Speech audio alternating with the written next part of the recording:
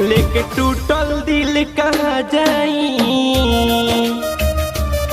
लेके टूटल दिल कहाँ जाई, गिरे अखिया से लोर बनी बुने रे।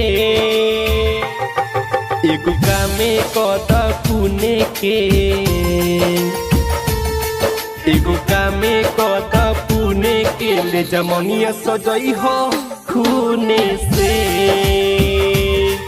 एगो कामे कदा पुने के, ले जमनिया सजई हो खूने से। लेके टूटल दिल कहाँ जाई,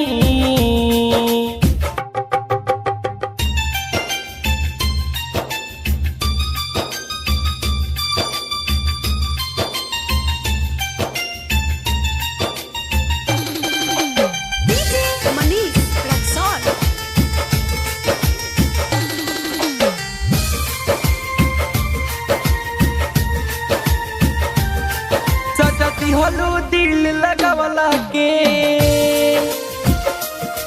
भेस भइल बाटे पगला के।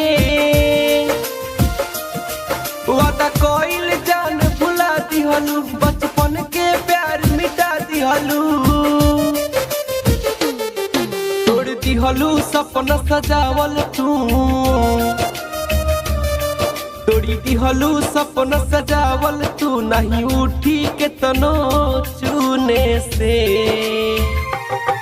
एगो कामे कदा पुने के,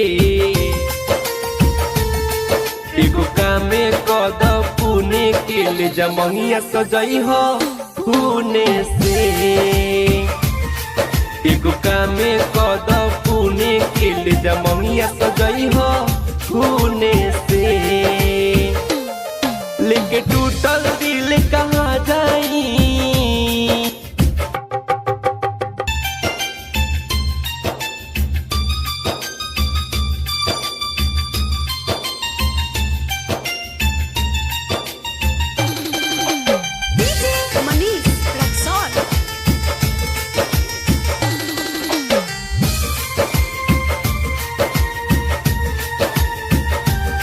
हाथ धैलू जाके बंधन के, बोझला दी दिहलू तू गम के। तू बता के जाओ बिटू के कमी, ऐसे तू हमके सतावा जनी। नहीं जियब तोहरा बिनु रानी,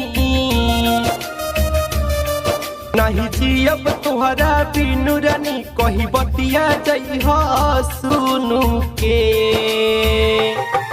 एगो कामे कदा पुने के, एगो कामे कदा पुने के, ले जमनिया सजई हो खूने से। एगो कामे कदा पुने के, ले जमनिया सजई हो खूने से। लेके टूट